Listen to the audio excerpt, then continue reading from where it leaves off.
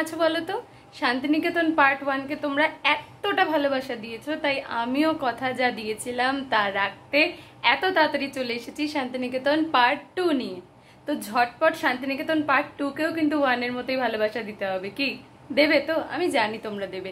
এতদিন পর video upload করার পরেও তোমরা শান্তিনিকেতন পার্ট 1 এর ভিডিওকে একদিনের মধ্যে এতটা ভালোবাসা দিয়েছো, তার জন্য মেনি মেনি থ্যাঙ্কস। আমি ভীষণ হ্যাপি হয়েছি তোমাদের রেসপন্স দেখে, তাই জন্যই এত তাড়াতাড়ি চলে এসেছি শান্তিনিকেতন পার্ট 2 এর ভিডিও নিয়ে। আমার ফেসটাকে আজকে প্লিজ ইগনোর করো, মাথায় তেল দেওয়া খুব বিচ্ছিরি লাগছে। যাই হোক, তো চলো আর এখানে সময় নষ্ট করব না, আর দেরি করব না, দেখে নেওয়া যাক শান্তিনিকেতন পার্ট 2। চলো যাওয়া যাক বিশ্বভারতী ক্যাম্পাসের বাকি স্পটগুলোতে, যেগুলোতে আমরা পার্ট 1 এ যাইনি। এখানে শুরুতেই তোমাদের দেখাবো স্বনামধন্য অমর্ত্য সেনের বাড়ি প্রতীচি। এখন আর প্রতীচির ভিতরে ঢুকতে দেয় না, আমাদেরকে টোটোতে বসেই কার্তিক কাকুর কথাতেই সবটা বুঝতে হয়েছে, শুনতে হয়েছে। আগে যারা শান্তিনিকেতন গেছো নিশ্চয়ই হয়তো প্রতীচির ভেতরে ঢুকেছো, অন্দরমহল দেখে এসেছো। তো বাকিটাও আমি চাই তার মুখ থেকেই তোমরা। 1863 সালে ঘুরে অনেক কিছু আছে দেখার। তখন ঢুকতে দিত, এখন সব বন্ধ করে দিয়েছে।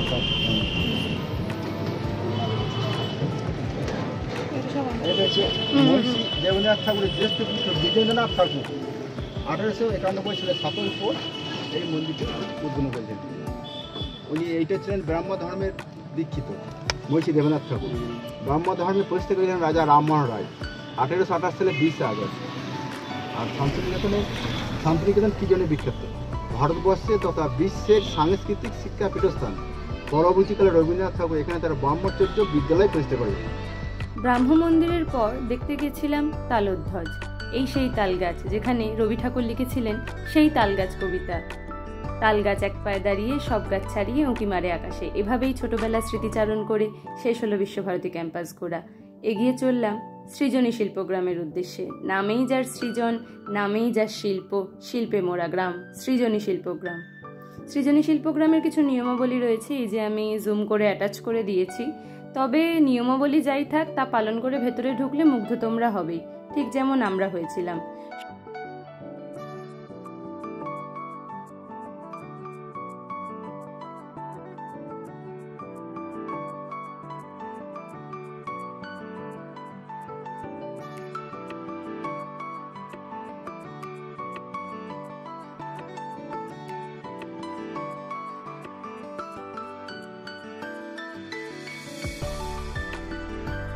প্রথমেই চলে গেছিলাম পুতুল ঘর দেখতে। পুতুল ঘরের ভিতরে রয়েছে পশ্চিমবঙ্গের ঐতিহ্য ছৌ নাচ, পুতুল নাচের সমস্ত সামগ্রী, যা শিল্পীরা নিজের হাতে তৈরি করেছেন আর এখানে রেখেছেন প্রদর্শনীর জন্য। এগুলো একটাতেও আমাদের হাত দেওয়ার কোনো রকম কোনো নির্দেশ ছিল না। আমরা যত হাত না দেব ততই এই জিনিসগুলো এভাবেই সুন্দর সাজানো থাকবে।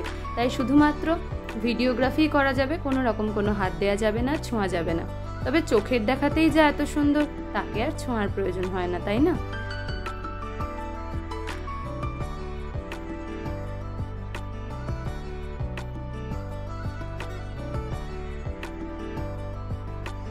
এরপর দেখলাম এক খুব সুন্দর স্কাল্পচার, যার দুপাশে দুটো মূর্তি, মাঝে রয়েছে রথের চাকা। ভীষণ ভালো লাগলো দেখে। এরপরে এক অদ্ভুত জিনিস দেখলাম গোটা সৃজনী শিল্পগ্রাম জুড়ে এভাবেই আমাদের পশ্চিমবঙ্গ সহ আরও বিভিন্ন রাজ্যের নাম এইভাবে মেনশন করে করে সেই সমস্ত রাজ্যের ঐতিহ্যকে তুলে ধরা রয়েছে। শুরুতেই দেখাই বাংলার ঐতিহ্য। বাংলার ঐতিহ্যকে এরকমভাবে 3টে ঘরে ভাগ করা রয়েছে। খুব ভুল করেছিলাম, প্রথমবার আমরা জুতো পরে ঢুকে পড়েছিলাম। তবে তোমরা যদি কেউ যাও বাইরে অবশ্যই জুতোটা খুলে ঢুকো। পাশে লেখা রয়েছে, কেউ ছিঁড়ে দিয়েছে মেবি, তাই আমরা খেয়াল করিনি। ভিতরে ঢুকেই দেখলাম পোড়ামাটি, টেরেকোটা, দেয়াল চিত্র বিভিন্ন রকম, যা পশ্চিমবঙ্গের পুরনো দিনের ঐতিহ্য, আজ বিলুপ্ত প্রায়। তবে পশ্চিমবঙ্গ তো একদিন এভাবেই সাজানো ছিল, ঠিক সেইভাবেই এই ঘরগুলোকেও সাজানো।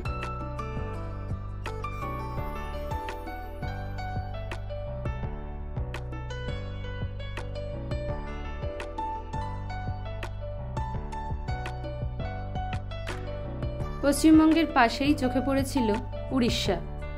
আমি আগেই বলে রাখি, উড়িষ্যা, পশ্চিমবঙ্গ সহ এরম কিছু কিছু জায়গার ভিডিও ক্লিপসই আমি নিতে পেরেছি, সবকটা জায়গার নিতে পারিনি ফোনের স্টোরেজের জন্য। এছাড়াও ভিডিওগ্রাফি অ্যালাউড ছিল না ভেতরে, যতটুকু পেরেছি তোমাদের দেখানোর জন্য আমি করেছি।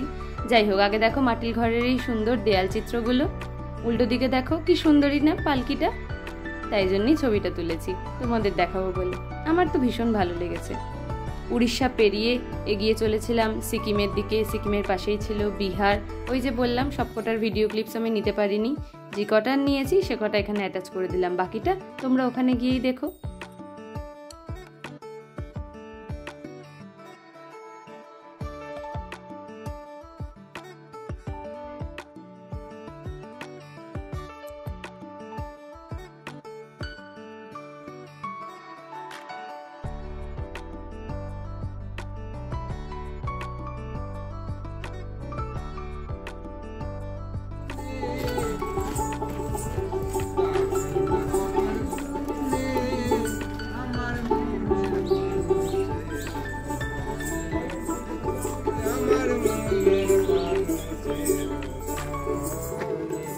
এভাবেই গান শুনতে শুনতে এগিয়ে চললাম সৃজনী শিল্পগ্রামের বাকি শিল্পকলা দেখার উদ্দেশ্যে। যেদিকেই তাকাচ্ছি শিল্পের ছোঁয়া, কি নিপুণ হাতের কাজ। যেদিকেই তাকাচ্ছি মনে হচ্ছে ওই দিকটা বুঝি দেখে আসিনি, সব দিকই দেখে এসেছি, আবার দেখলে আবার নতুন লাগছে। তাই তো দুবার করে ঘুরে ঘুরেও চলে এসেছিলাম, এতটাই সুন্দর লেগেছে। আর সব থেকে সুন্দর যেটা লেগেছে, এখানে যতক্ষণ আমরা ছিলাম প্রায় 1 ঘন্টা কন্টিনিউয়াসলি রবীন্দ্রসঙ্গীত বাজছিল। একটাই গান নয়, অনেক রকম গান, বিভিন্ন রকম গান। এছাড়াও রয়েছেন বিরসা মুন্ডা, রয়েছেন সিধু কানু, ঠিক পদ্মপুকুরের পেছন দিকেই। এখানে রবীন্দ্রসঙ্গীতটা আমি অ্যাড করতে পারলাম না কপিরাইটের জন্য, তবে ওখানে গেলে তোমরা মুগ্ধ হবেই, ঠিক যেমন আমি হয়েছি। রয়েছে মন শান্ত করার জন্য স্বয়ং বুদ্ধ।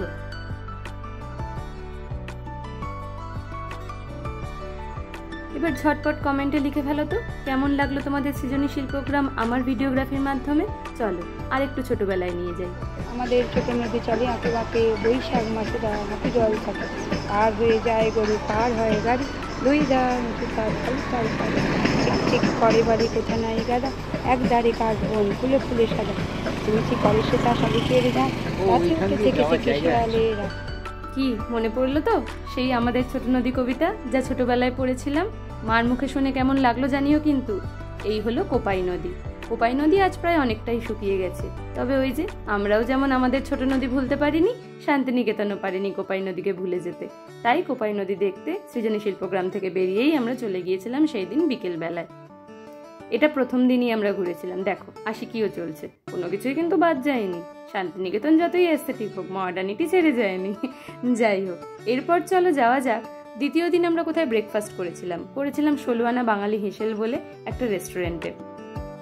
এখানের খাবার দাবারও আমাদের খুব একটা খারাপ লাগেনি, খুব অ্যাস্থেটিক ছিল, শুধু খুব ছোট। আর কারেন্ট চলে যাওয়ার একটা সমস্যা রয়েছে। জেনারেটর যদিও ছিল। এই যে খাবার দাবার, লুচি, ছোলার ডাল, বোঁদে, টোটাল মিলিয়ে এক একটা থালি 60 টাকা করে। সবই ঠিকঠাক ছিল, শুধু বোঁদেটা খুবই খারাপ ছিল, তোমরা গেলে ওটা ট্রাই করো না। এরপর চলে এসেছিলাম হোটেলে, কারণ আমাদের 11টায় চেক আউট টাইম ছিল গেস্ট হাউস থেকে। তো চেক আউট করে একটু ভিডিও বানিয়ে তোমাদের জন্য হোটেলের রুমের ক্লিপস তুলে এক্ষুনি সেটা অ্যাটাচ করে দেবো বেরিয়ে পড়েছিলাম। এই যে রুম, মা যেখানে দাঁড়িয়ে চুল আঁচড়াচ্ছে ওইটি হলো আয়না।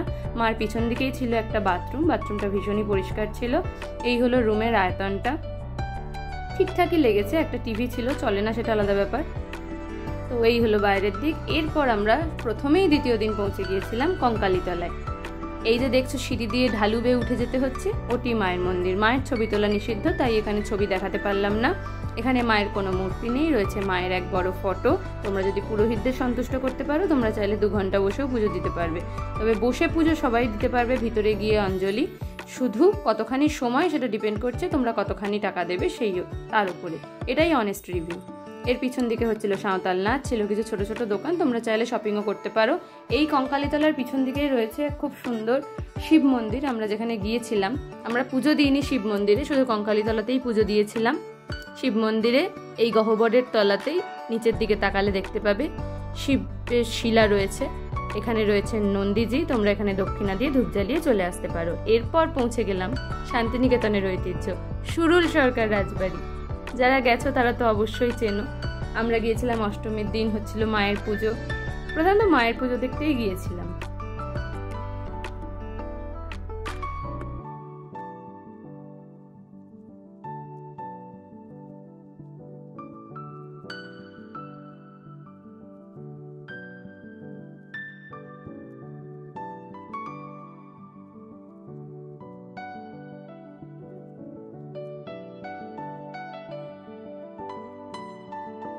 সুরুল রাজবাড়ি সব জায়গাতেই যেতে দেয় গ্রাউন্ড ফ্লোরে, ওপরটায় উঠতে দেয় না, আর মায়ের গর্ভগৃহে ঢুকতে দেয় না। তোমরা অন্য সময় গেলে হয়তো ঢুকতে পারবে, যে সময় পুজো হয় না। আমরা অষ্টমীর দিন গেছিলাম, ভোগের ব্যবস্থা ছিল বলে ঢুকতে দেয়নি।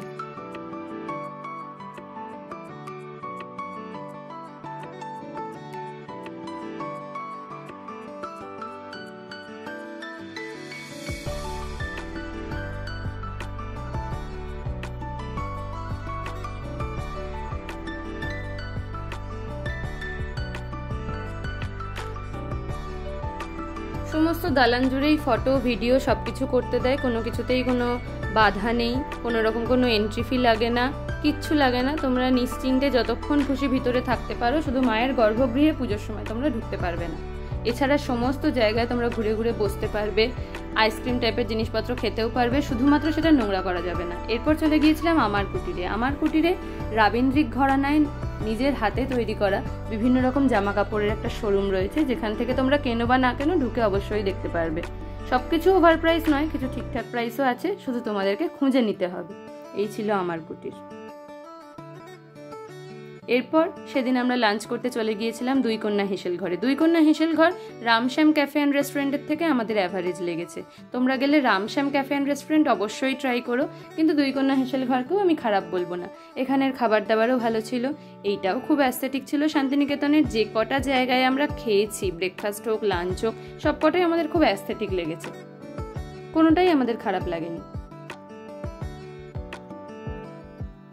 দেখো এর ভিতরটা পুরোটাই রাবীন্দ্রিক। এখানেও সেদিন আমরা যে থালিটা নিয়েছিলাম সেটা শেয়ারেবল ছিল না।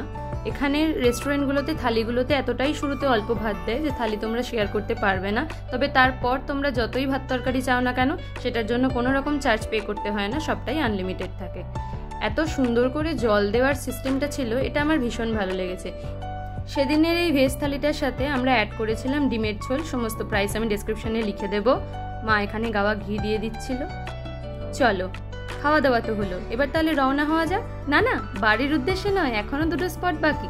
চলো তোমাদেরকেও সাথে করে এবার নিয়ে যাই প্রকৃতি ভবনে। প্রকৃতি ভবনের ভিতরে ছবি তুলতে গেলে মোবাইল দিয়ে তুললেও 40 টাকা করে টিকিট, ক্যামেরা দিয়ে তুললে মেবি 100 টাকা বা 120 টাকা টিকিট। তাই আমি ভেতরে কোনো ছবি তুলিনি, বাইরে থেকে শুধু তোমাদের প্রকৃতি ভবনটা দেখিয়ে দিলাম।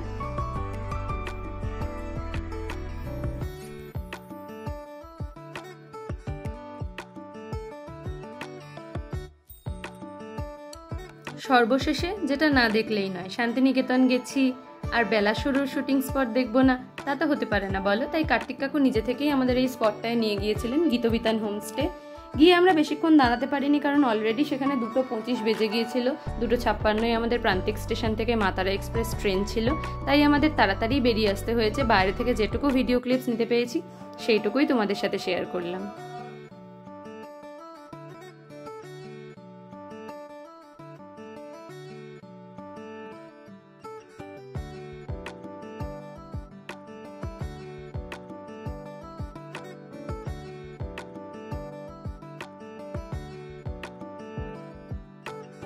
তাহলে এবার তো বলা যেতেই পারে আমার কথাটি ফুরলো, শান্তিনিকেতন ডায়েরি শেষ হলো।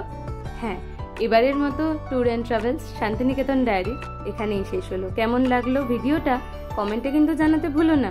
আর এরকম ভিডিও আরও দেখতে চাইলে কি করতে হবে? লাইক, কমেন্ট, শেয়ার অ্যান্ড অবশ্যই চ্যানেলটাকে সাবস্ক্রাইব করতে হবে। সবাই খুব ভালো থেকো, টাটা।